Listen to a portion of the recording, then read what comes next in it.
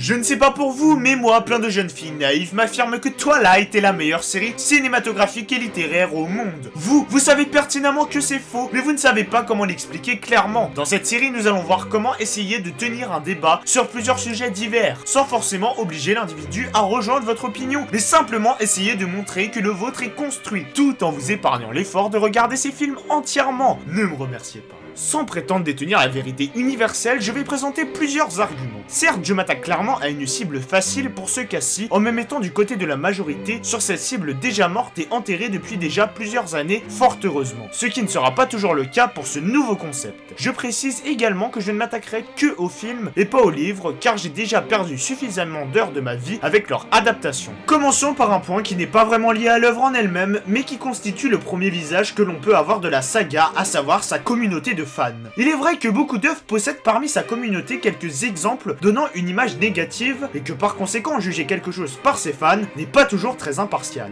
Mais dans le cas de Twilight, on est forcé de constater que la quasi-totalité est constituée de jeunes pucelles et de mères au foyer en manque d'érotisme. Et la plupart des qualités qu'elles ont à soulever sont les trucs du genre Robert Pattinson, il est trop beau et trop joli, l'histoire d'amour, elle est trop bien. Ce constat ne fait que prouver que cette saga ne cherche qu'à attirer un public cible plutôt large et non essayer de créer une œuvre à portée universelle. Et encore, je peux vous le dire d'expérience, j'ai déjà vu des filles étudiant en classe de langue être surprises qu'une de leurs amies lise Twilight. Suite à quoi, elle a répondu qu'elle lisait juste le livre en anglais parce qu'elle souhaitait commencer par des trucs faciles. Suite à quoi, on lui a dit « T'aurais pu commencer par quelque chose de bien aussi ». Comme quoi, même le public cible ne semble pas faire l'unanimité.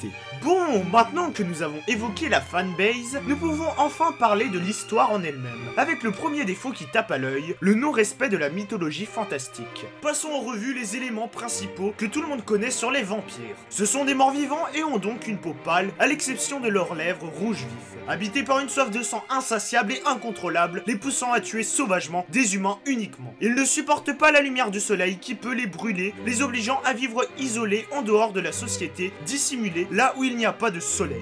Le seul moyen de les tuer est de leur planter un pieu dans leur cœur, voire même de brûler leur tête que l'on a tranchée. Étant l'incarnation de l'antéchrist, ils sont vulnérables envers tout ce qui relève du sacré, comme l'eau bénite, les crucifix ou toute icône du Vatican, de même pour les fleurs d'ail. Et certains parmi les plus puissants, comme le célèbre Dracula, peuvent même posséder des pouvoirs surnaturels, comme se changer en chauve-souris ou contrôler les loups. Je précise que la totalité des points que je viens de citer sont définis dans le livre Dracula de Bram Stoker. Juste un livre à lire et tu sais déjà tout ça. Même l'ail qui repousse les vampires vient de là.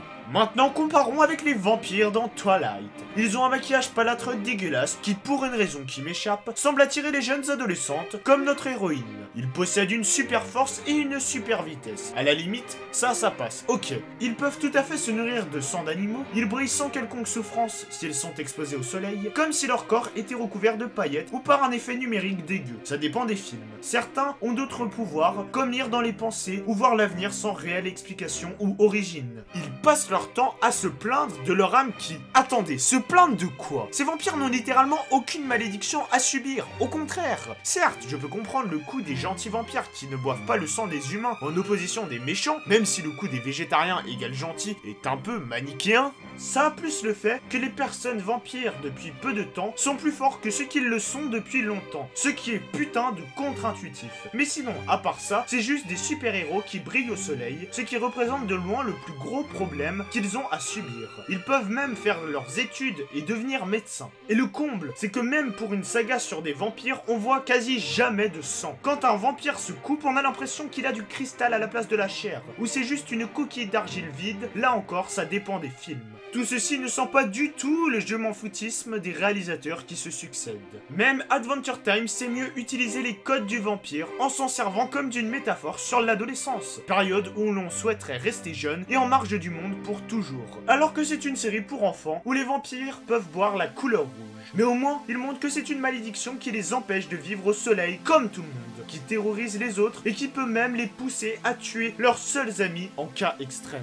Et c'est pas que les vampires, il y a aussi les loups-garous. On est d'accord, la base du loup-garou, c'est un homme qui, les nuits de pleine lune uniquement, se transforme en un loup humanoïde, tuant tout sur son passage sans pouvoir se contrôler. Sauf que dans Twilight, non seulement les loups-garous se changent en loups sur commande, Et en plus, ils ont une parfaite maîtrise de ce qu'ils font et peuvent même parler sous forme animale, avec de temps en temps une excuse bidon, comme quoi ils cèdent parfois à leur colère, mais ça sonne faux. On notera aussi qu'il n'y a pas le fait qu'être mordu par un loup-garou transforme en loup-garou, ce qui aurait pu faire un parallèle intéressant avec les vampires. Certes, les fans me diront que c'est juste des créatures fictives et qu'on peut tout à fait les modifier et les réinventer en fonction de ce que veut l'auteur. Sauf que, de 1, Twilight n'est même pas capable de définir clairement et logiquement les règles concernant les vampires. Par exemple, le seul point qu'on peut vraiment considérer comme handicapant concernant la condition de vampire est que les femmes ne peuvent pas avoir d'enfants, étant donné que ce sont des morts vivants et que donc leur système reproductif ne vit plus. Ok, sauf que dans Twilight, livre 4, on découvre que les hommes peuvent avoir des enfants et que non seulement leur système reproductif marche encore, mais en plus, il est plus performant que celui d'un humain normal. En clair, une femme est égale à un corps stérile et un homme est égal à un super géniteur. Autre exemple, dans Twilight 1, tuer un vampire est hyper difficile et contraignant. Et plus on va loin dans l'histoire, et plus ça devient facile de les tuer. Pourquoi? Parce qu'on a des scènes de bataille. Et passer 3 heures pour tuer chaque soldat, c'est chiant. Alors rien à foutre des règles préétablies, et plus il y a de vampires à tuer, plus leur corps devient du cristal. Parce qu'on est gentil, c'est des vampires, mais faudrait quand même pas mettre du sang pour choquer les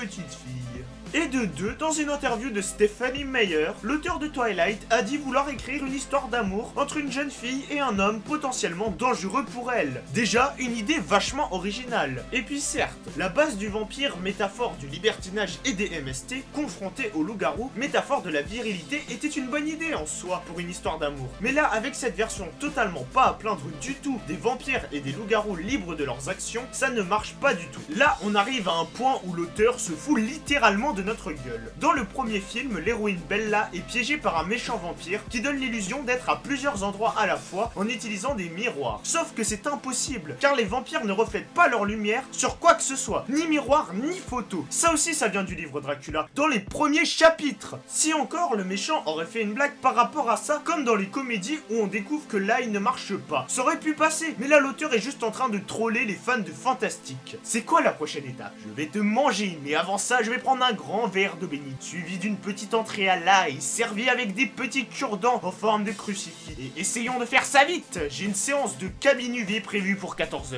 Passons maintenant à ce qui semble être, ou du moins devrait être le centre de l'histoire, à savoir la romance. Je préfère vous prévenir, je ne vais pas trop m'éterniser sur ce point. Des milliers de critiques plus qualifiées que moi l'ont déjà fait en mieux. Alors je vais plutôt essayer de vous le résumer rapidement en vous soulignant quelques défauts. Au début du premier film, on introduit le personnage de Bella qui nous raconte sa vie passionnante avec sa mère qui l'abandonne pour faire un voyage. Et elle se retrouve donc à devoir déménager chez son père dans un patelin paumé où il pleut tout le temps. Et donc, réaction tout à fait logique, elle s'ennuie.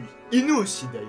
Bien qu'elle ait réussi l'exploit de rejoindre un groupe d'amis en moins de 5 minutes le premier jour, ouf, pendant un instant j'ai cru que ça allait être une histoire sur le déracinement, mais heureusement c'est juste une romance à la con. Jusqu'au jour où elle découvre les Krillem, un groupe de gens que l'on définit comme une famille avec la particularité de n'avoir aucun trait physique en commun, si ce n'est un maquillage vraiment pathétique, parmi lesquels se trouve le très charismatique Edward, ou c'est du moins ce que le film essaye de nous faire comprendre de par sa mise en scène subtile, et sa mise en situation d'un réalisme flagrant. Pour ceux d'entre vous qui ont la chance de ne pas avoir vu cette daube, je résume le fait qu'en gros on force Edward et Bella à bosser ensemble, ce qui arrange bien notre cher protagoniste, qui semble avoir eu un coup de foudre, ce qui n'a pas trop l'air d'être le cas pour Edward, qui comme dans toute mauvaise romance cliché, va commencer par ne pas la saquer. Mais rassurez-vous, ils finiront par finalement s'adresser la parole sur des sujets passionnants tels que leur cours d'SVT et la pluie. Ouais, dit comme ça a l'air vraiment chiant. Mais rassurez-vous, l'intrigue démarre enfin, car l'on remarquera tout d'un coup que l'œil de Edward devient rouge.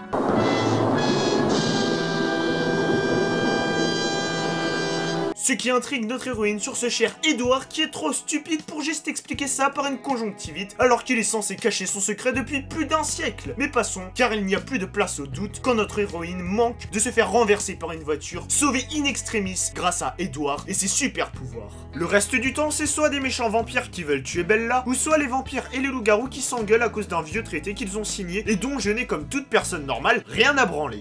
Et rassurez-vous, on échappe au moins au cliché du truc surnaturel qui risque de se faire révéler au reste du monde, ou du moins les gens sont trop stupides pour le remarquer. Après tout, si le seul médecin généraliste, chef de service d'hôpital, médecin légiste, ne bossant pas les jours de soleil a dit qu'il ne faut pas se préoccuper de la grosse trace de poing sur la voiture ou des types dévorés mystérieusement, c'est que ça doit être vrai. En ce qui concerne le reste du développement de leur relation, je suis presque sûr que retranscrire la romance entre deux Sims serait plus intéressant tellement que l'histoire est niaise. Osez me dire que ça n'a pas l'air d'être sorti de l'imagination d'une petite fille gavée aux histoires de contes de fées.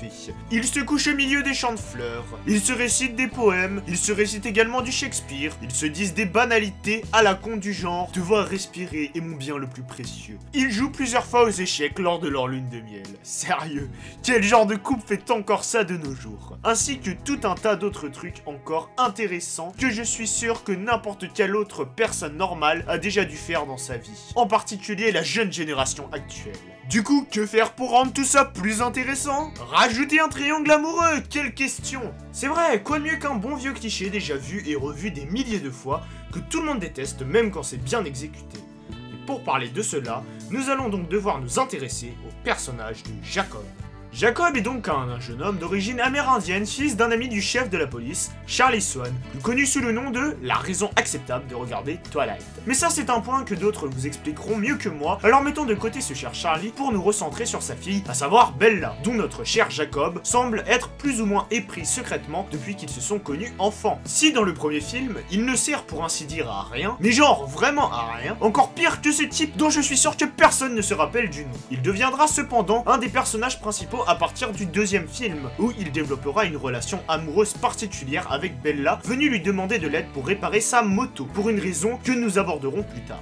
Pour être honnête, au début j'avais un bon pressentiment avec ce triangle amoureux, car je pensais savoir où l'auteur voulait en venir, à savoir faire hésiter la protagoniste entre un personnage avec qui il semblerait logique qu'elle sorte, à savoir Jacob, son ami d'enfance qui a l'air d'avoir beaucoup de points communs avec elle, et que son père apprécie en opposition avec une personne avec qui elle semble n'avoir aucune chance d'avenir, à savoir Edward, un immortel énigmatique et froid envers qui Bella montre clairement être attirée, tandis que son entourage le perçoit mal, en particulier son père. Mais bon, comment lui en vouloir? Honnêtement, qui serait ravi à l'idée d'avoir ce type comme gendre? Une idée de triangle amoureux intéressante en particulier pour un jeune public puisque cela véhiculerait la morale qu'il ne faut pas se contenter de s'engager dans la vie avec des personnes qui apparaissent comme des choix logiques mais avec celles avec qui on éprouve de vrais sentiments. Un peu comme on peut le voir dans certains comics avec le triangle Robin, Batgirl, Starfire. Même si dans le cas de Twilight, ça apparaît plus comme choisir le belâtre ennuyeux super puissant dont tu ne sais rien au lieu du mec sympa qui montre clairement qu'il tient à toi. Mais bon, au moins ça essaierait de transmettre un bon message. Hélas, il semblerait de toute évidence que les termes Twilight et qualité soient incompatibles, puisque Jacob passera de mec normal, un minimum sympa si on excède sa musculature qui a dû en complexer plus d'un, pour info, il est censé avoir seulement 16 ans, à un loup-garou sans aucune explication.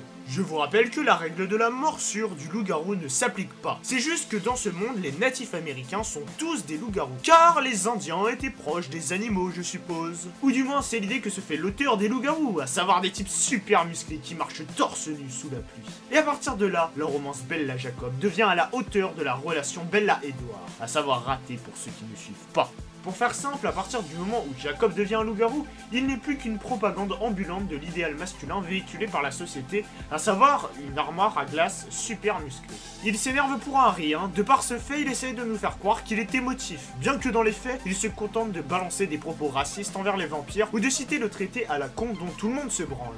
Sans prétendre être un modèle d'homme dénué de virilité ou de plaisir primaire, j'ai personnellement du mal à apprécier certaines œuvres à caractère ouvertement commercial, prônant une image de la femme-objet, n'ayant comme seule utilité l'aboutissement de fantasmes sexuels dont chacun d'entre nous a ses propres références. Je ne vais donc pas perdre mon temps à vous les citer. Alors je ne vois donc pas pourquoi je ne me plaindrais pas d'une œuvre faisant la même chose pour le public féminin, sans chercher à renverser les codes, pour amener à une satire constructive, à savoir utiliser les hommes comme figure d'érotisme, n'étant voué qu'à apporter du plaisir visuel aux femmes, car c'est précisément ce que fait Twilight, en particulier avec Jacob. Si avec le vampire on avait eu le droit à de la niaiserie pure, avec le loup-garou on a le droit à une écriture uniquement prétexte à montrer du muscle, au point que ça ressemble presque à une parodie débile. On en vient même à essayer de justifier le fait que Jacob doit porter Bella à la Lois Lane, torse nu.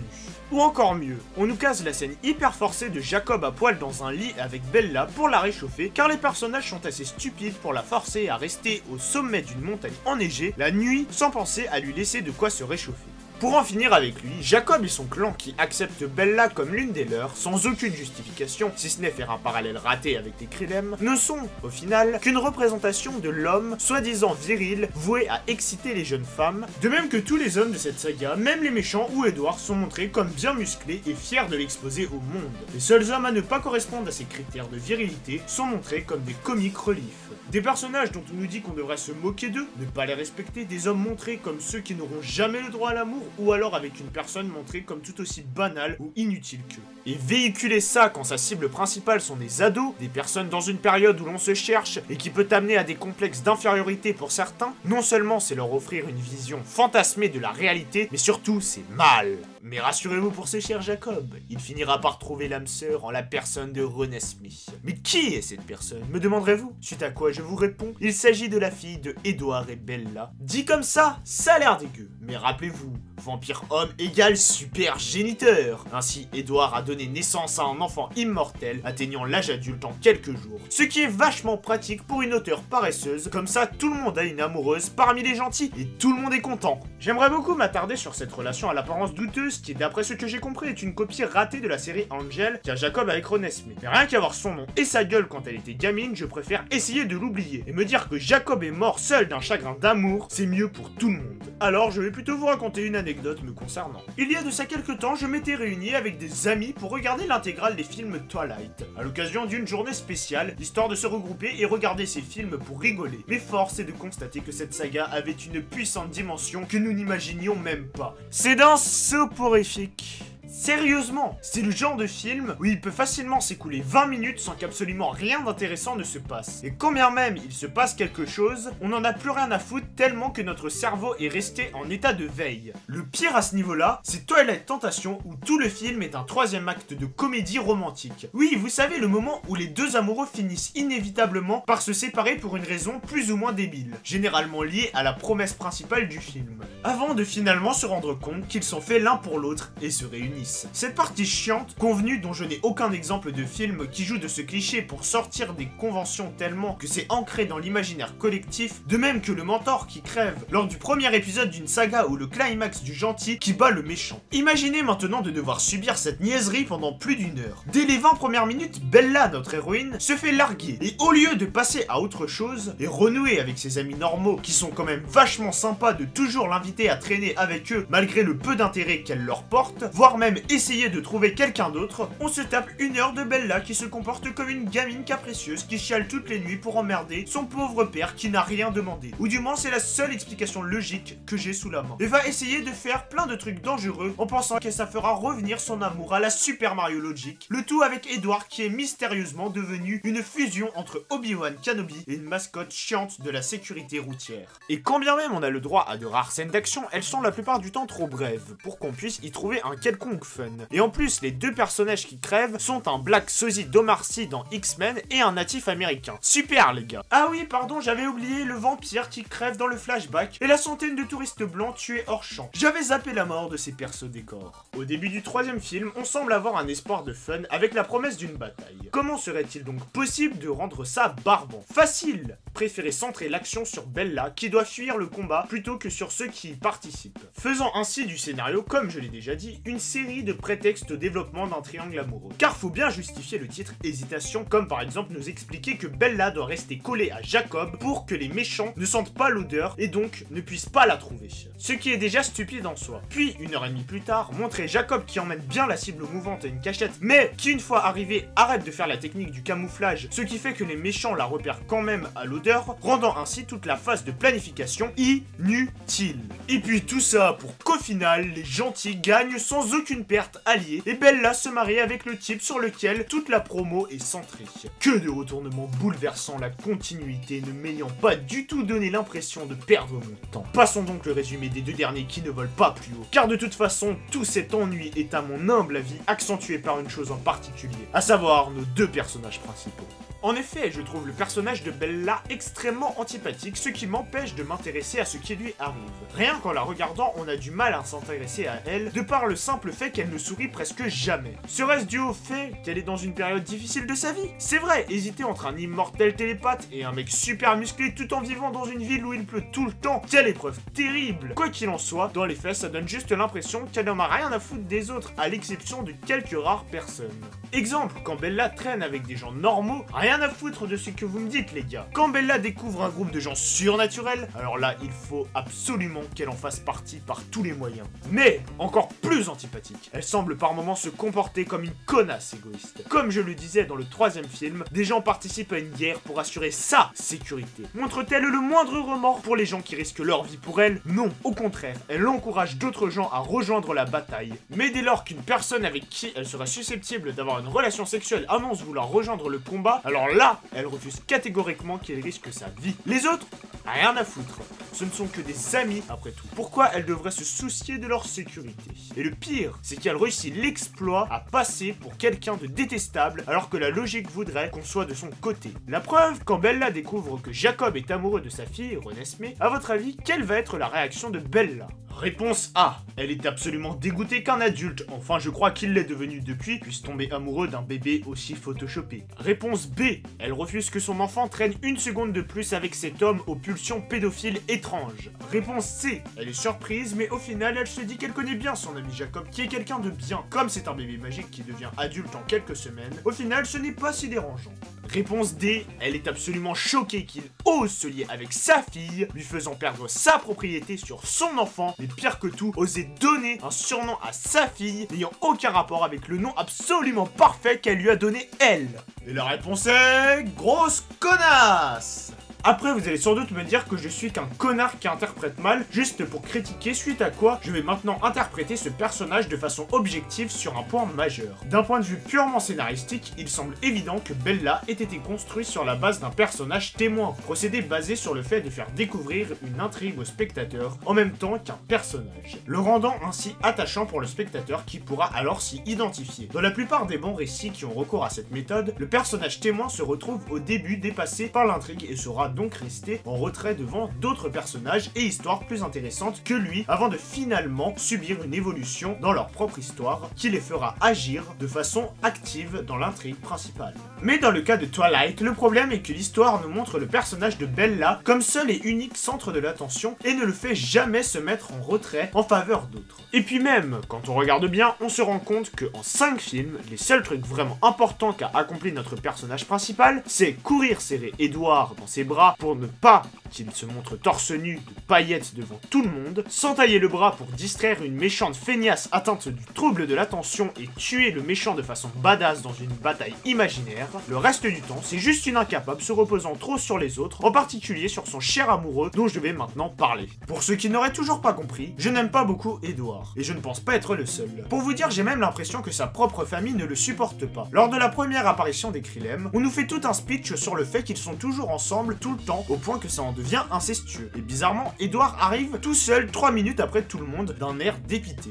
À moins que ce ne soit qu'un prétexte scénaristique pour que les deux amoureux se voient tous les deux et aient un coup de foudre. Mais je préfère mon interprétation. Quoi qu'il en soit, c'est juste énervant de se dire que ce type est devenu un sex symbole d'une génération avec sa manie de toujours se plaindre de tout, de marcher au ralenti comme si c'était une caricature, de réciter du Roméo et Juliette par cœur devant la classe comme un suceur qui surjoue, ou encore de regarder en douce sa copine dormir dans sa chambre le soir comme un stalker. Alors que dans les faits, le scénario passe son temps à le faire passer pour un connard ou un idiot. Tenez, par exemple, vous vous souvenez de ce que j'ai dit à la fin du 2? L'héroïne a dû courir rejoindre son amoureux pour le serrer dans ses bras. Et bien en fait, c'était pour empêcher ce pauvre Edward de se suicider. Et je vais maintenant essayer de vous expliquer d'où lui viennent de telles idées noires. En gros, comme je l'avais dit, notre héros a largué sa copine s'étant dit au bout d'un an que leur relation n'était peut-être pas viable à long terme. Sauf que voilà, vers la fin, un ami du père de Bella se fait tuer et c'est vers ce moment, comme par hasard, que notre cher ami décide de téléphoner chez sa douce en demandant à parler à Charlie Swan. Mais tombe sur Jacob qui lui répond que Monsieur Swan est absent car il organise des funérailles, ce que Edward interprète immédiatement par « ma copine est morte » et décide donc d'aller immédiatement mettre fin à ses jours sans même chercher à vérifier son interprétation par lui-même en utilisant sa super vitesse ou à écouter les messages télépathiques d'une autre vampire qui sait que Bella vit toujours. Et puis d'ailleurs, suis-je le seul à avoir remarqué le fait que Edward vit seul sans les autres Krillem alors qu'ils ont tous quitté la ville en même temps? Mon interprétation du début commence à se vérifier. Tout ça pour une référence médiocre sur le troisième acte de Roméo et Juliette, cliché absolu de la romance, alors que pourtant je suis presque sûr que Roméo s'était suicidé après qu'un type lui ait dit explicitement qu'elle était morte. Et non à cause d'une interprétation du genre « La pauvre petite avait tellement travaillé dur que je peux vous garantir qu'au moment du coucher, elle était morte de fatigue. » Ça, plus le fait qu'on en avait quelque chose à foutre de Roméo, car le truc, c'est qu'on a eu l'excellente idée de nous raconter l'histoire d'Edward qui est un personnage principal. Je rappelle, dans les derniers films, soit toute une trilogie avec comme héros un type dont on ne connaît rien et qui ne donne jamais l'envie d'en savoir plus sur lui.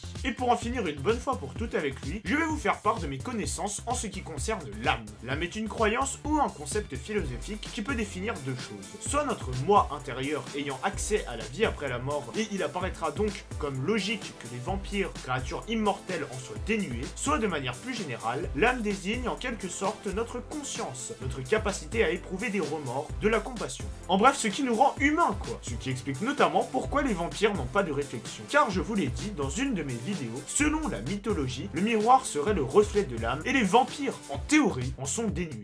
Or, il se trouve que toi, mon cher Edward, et tes camarades, vous êtes des vampires qui ont décidé de leur plein gré de ne pas tuer d'humains et d'aider les autres vampires qui souhaiteraient faire de même. Ce qui veut dire que toutes tes tirades du genre « Être un vampire c'est horrible car tu perds ton âme à jamais », ce sont des conneries. Alors pour le bien de tous, ferme ta putain de gueule. Vous l'aurez compris, avec de tels personnages principaux, ce n'est pas étonnant de n'avoir rien à foutre de ce qui arrive. Et malheureusement, c'est pas non plus le genre de mauvais film où l'on peut se mettre du côté des méchants à la place des gentils, car eux aussi, ils sont inintéressants. En premier parmi les méchants, il y a James, dont on a déjà parlé pour sa faculté à troller les pauvres gens fans de vampires. Soi-disant psychopathe unilatéral torse nu qui se complique beaucoup trop la vie pour rien avec ses plans ridiculement complexes pour l'objectif pourtant simple de manger. Ensuite, sa copine la rousse, tellement charismatique que j'en avais oublié son nom. On essaye de nous la montrer comme une menace surpuissante dans 3 putains de films, alors que la quasi-totalité des scènes où elle apparaît se résume à la rouquine qui court dans la forêt se faisant poursuivre à 15 contre 1 et s'enfuit en n'ayant rien fait. Fin. Au point que le truc le plus utile qu'elle ait fait dans le 2, c'est tuer un indien pour engendrer un quiproquo stupide. Et dans le 3, elle créera une armée juste pour tuer une gourdasse qui se coupe avec du papier cadeau et meurt dans une bataille finale convenue pour la simple raison qu'elle se base sur 2 histoires d'autres personnes que le film avait déjà racontées, et même dans ce Mortal Kombat, elle se cache dans un arbre comme une lâche face à ce type avant de crever comme une incapable. Et pour finir sur les méchants suprêmes, du moins dans l'univers de Twilight, les Volturi. Comme toute communauté surnaturelle qui se respecte, les vampires possèdent une autorité supérieure en la personne des Volturi. Un groupe de seigneurs vampires résidant en Italie et demandant à leurs semblables de ne respecter qu'une seule règle, ne pas se révéler au reste du monde. Ils font leur apparition à partir du 2e film où notre cher Edward vient demander leur aide pour se suicider. Acte difficile à accomplir pour un vampire seul. Mais étrangement, au lieu de simplement accéder à la requête du pauvre homme, leur chef Harrow refuse, justifiant que Edward n'a rien fait qui mérite la mort et demande à la place à notre héros de les rejoindre, jugeant sa capacité à lire dans les pensées utiles pour les Volturi. Je vous laisse deviner ce que notre jeune ami dépressif va faire en réaction. Réponse: essayer de faire quelque chose en enfreignant la règle pour que Harrow ait une raison de le tuer. Quelle question! Autre exemple, la rouquine est en train de lever son armée en transformant plein de gens en vampires nouveau-nés incontrôlables. Situation qui semble en total désaccord avec la règle instaurée par les Volturi. N'est-il pas? Que va donc faire leur commandant face à ça?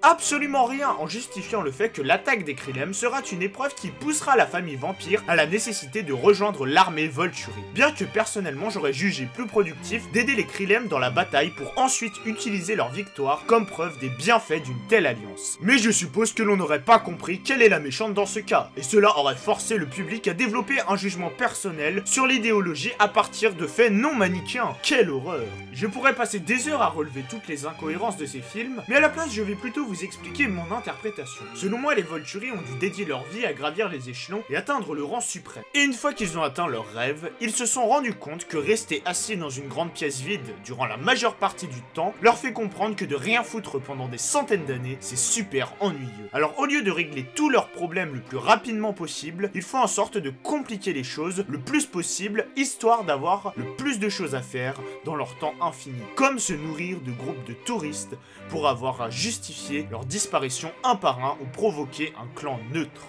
donnant ainsi à Harrow des prétextes pour sortir ses costumes et ses rires diaboliques ridicules, tandis que sa commandante encapuchonnée, dont j'ai également oublié le nom, si jamais elle en avait un, aura des prétextes pour se comporter comme une méchante de bac à sable et sortir son armée pour frimer. Mais bon, il s'agit juste d'une théorie basée sur ce qui fait le cœur de la saga, à savoir l'ennui qui laisse quelques rares fois place à une trame scénaristique qui véhicule une morale dont nous allons parler maintenant. Pour moi, si je voulais parler d'un sujet de la société actuelle au sein d'une œuvre de fiction que je crée, je ferais les choses ainsi. À partir de la personnalité des personnages que j'ai déjà créés et de leur histoire, je déduirais de façon logique leurs arguments face au sujet abordé, où je rajouterais des détails sur eux qui justifieraient leur point de vue, et à partir de là, les faire entrer en débat entre eux, tout en essayant de faire en sorte que chacun représente l'un des points de vue qui existent dans la vraie vie. Mais malheureusement pour nous, Stephenie Meyer a eu recours à la solution de facilité, à savoir faire passer ses personnages d'un extrême à l'autre et en montrant ouvertement que l'une des deux opinions a totalement tort à 100% sans jamais essayer de nous faire comprendre l'opinion de l'autre ou tout simplement de démontrer qu'il a tort à travers des arguments logiques s'intégrant à la trame.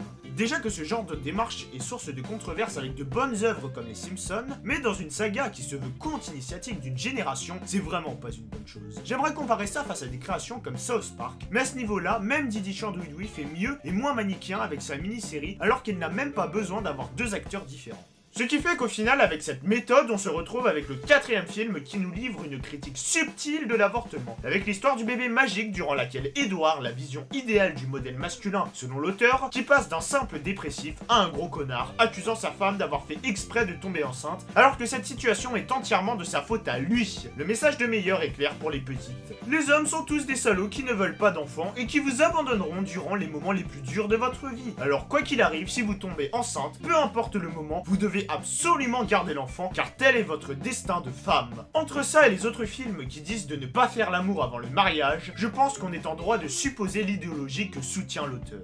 Pour que mon concept soit productif, je vais maintenant vous énumérer les points importants par rapport à ce que je vous ai dit dans cette vidéo. Voilà, je suis conscient que ce genre de vidéo est totalement différent du contenu que je propose habituellement sur ma chaîne, mais j'ai pris plaisir à changer de concept sous forme de mini-série. Je suis d'ailleurs pour le moment en train de préparer une nouvelle vidéo de ce style, et je compte faire 3 ou 4 vidéos comme ça pendant ces vacances. En tout cas, j'espère vraiment que cette vidéo vous aura plu, et si c'est le cas, n'hésite pas à la partager, ça me fera vraiment plaisir.